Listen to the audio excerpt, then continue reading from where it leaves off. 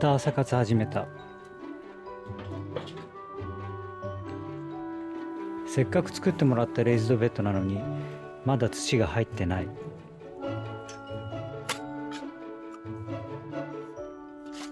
大量に土を運ぶ必要があるけど一度にやるのは大変だ。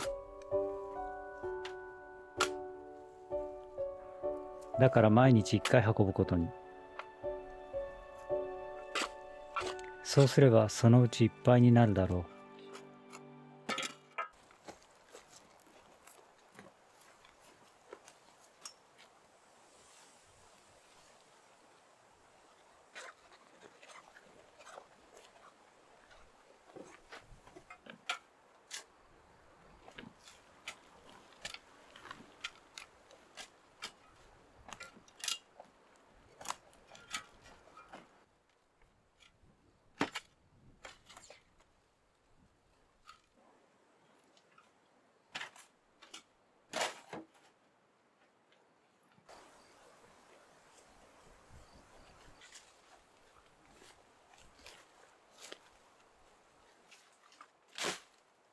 山積みになってる薪。遠くから見えないけど何十本もある。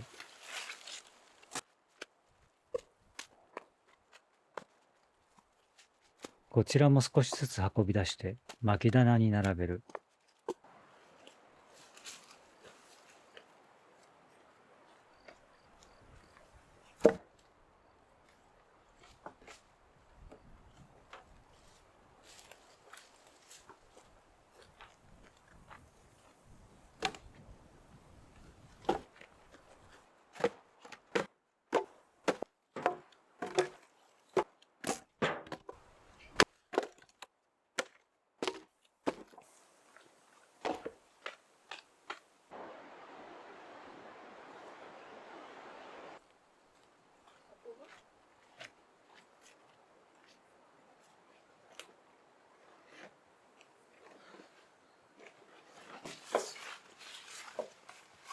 薪ストーブを設置します。ここ種子島そんなに寒くないんですけど、やっぱり冬は火が恋しくなります。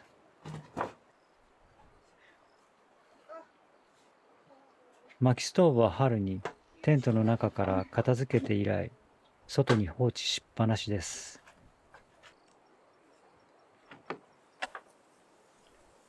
保管状況が悪いので錆が心配でしたが、やっぱり塗装が剥げてるところは錆びてます。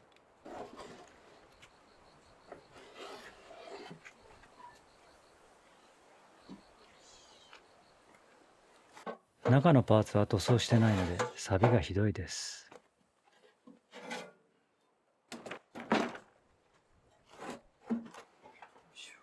まずはストーブの位置決め。もう煙突の位置は決まっているので大きな変更はできません。まあまあ狭いね、ここね。通れるけど。ちょっと怖がり引っ張り出しすぎたな。あとなんかここがそうだよね。ちょっと温まっちゃいそうで。嫌だね、ちょっとね。まあこっちこの方がいいね。広く。なんか家全体をまあそうだね温めているっていう。だけど怖がりから火が見えないんだよね。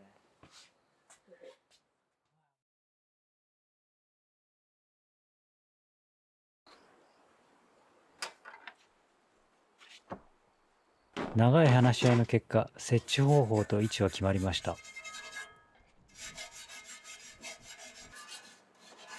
いろいろな問題を解決することができました。すごい合理的で理にかなっていて、ちょっと考えもつかなかった方法で設置することになりました。なんとストーブの足も切っちゃうんです。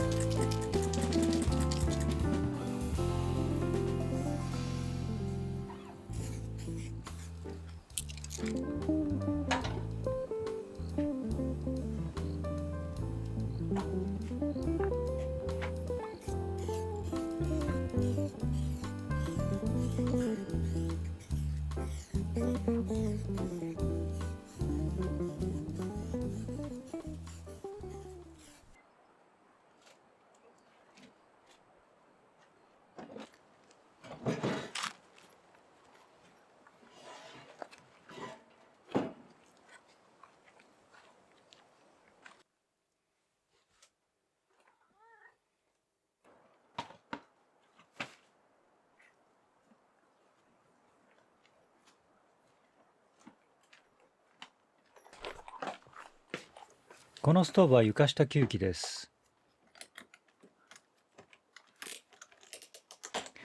薪ストーブは室内の空気を吸って煙突から吐き出すので、どうしても外の冷気を家の中に吸引してしまうんです。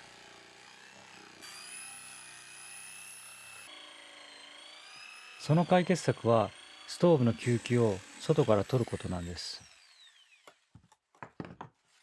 そうすれば家の中の空気は一切動かないんです。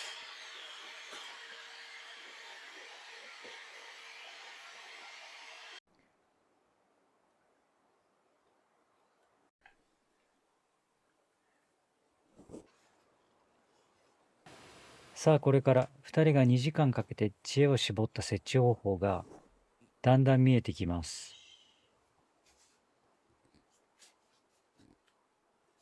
まずはタイル張りです。余っていたタイルを薪を置くスペースに貼っていきます。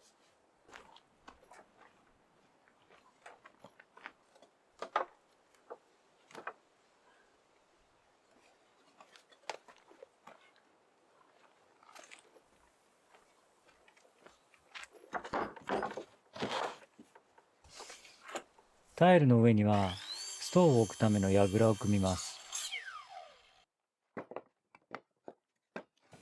ストーブは床に直接置かないことにしました。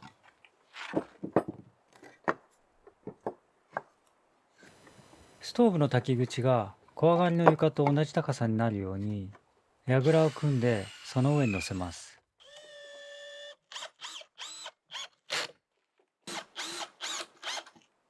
そうすれば小上がりの中に保存してある食品を温めることもなくて、小上がりでくつろぎながら火を眺めることができます。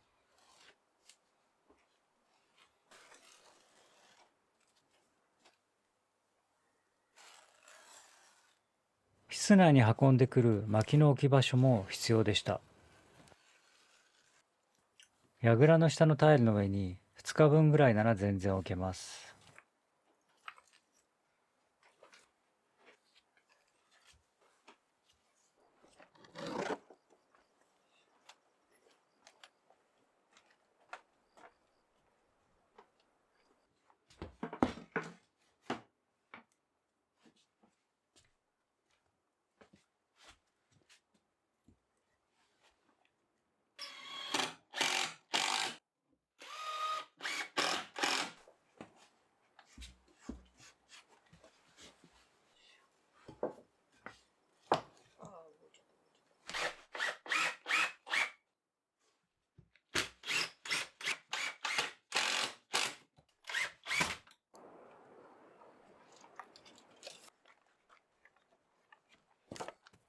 次は苦手なセメントワーク。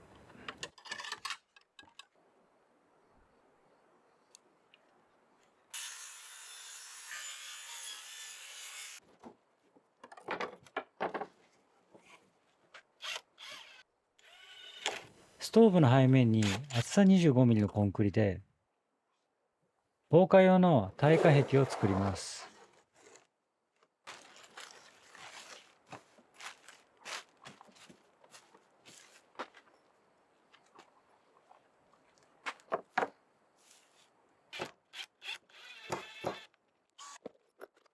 でもただのコンクリじゃ面白くないんで、砂利の代わりに海岸で拾ってきた白いサンゴのかけらを混ぜ込んで、一晩置いてからブラシをかけて洗い出し仕上げにしてみました。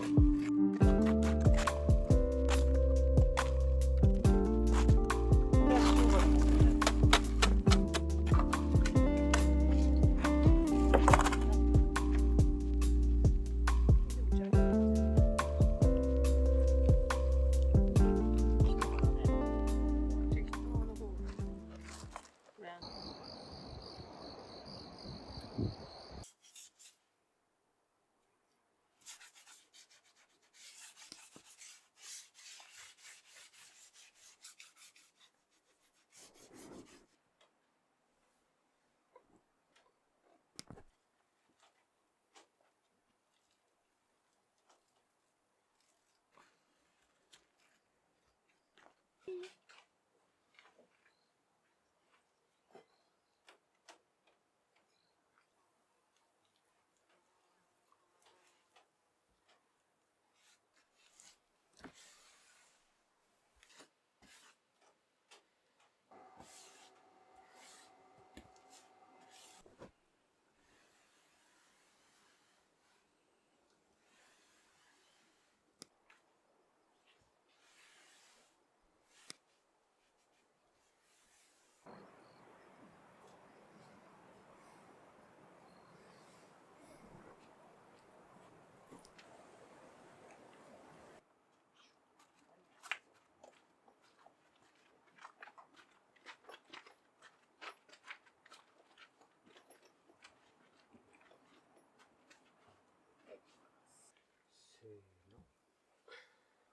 何か置いてもいいかな。せ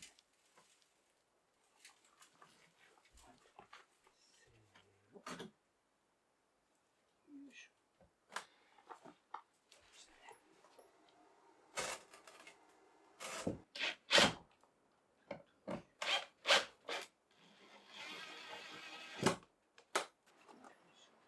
さあ、いよいよストーブの設置です。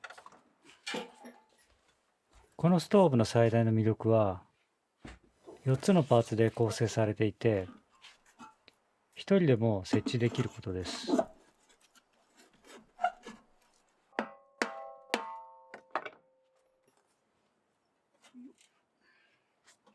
普通の薪ストーブではこうはいきません。大の男が2人がかり、3人がかりは当たり前です。それから部品の交換も容易です。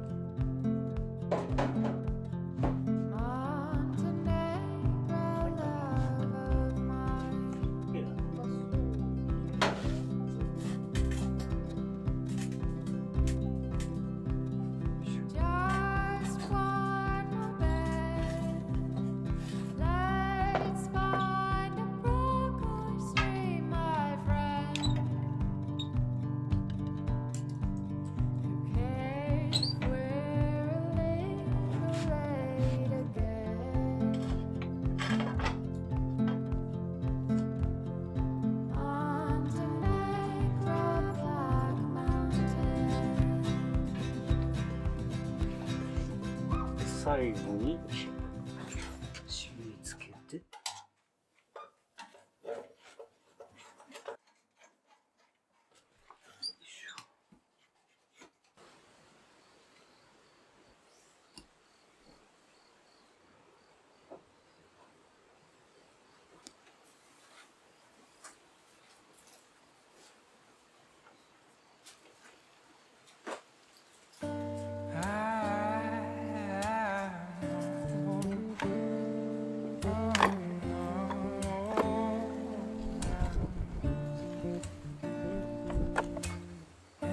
早速火をつけてみます。今晩は北風ピューピュー。果たしてどれぐらい温まるのか楽しみです。La mente torna indietro al nostro primo incontro, storia, lieto fine come in un racconto. Ti dico che sei bella e tu scherzi, ma quando mai? Dove siamo adesso? Nuoto nei tuoi occhi, la parte migliore di me. In volo sul mondo, amanti nello spazio, baci in slow motion sul set. La notte con te si scalda e mi vincente. L'ora tu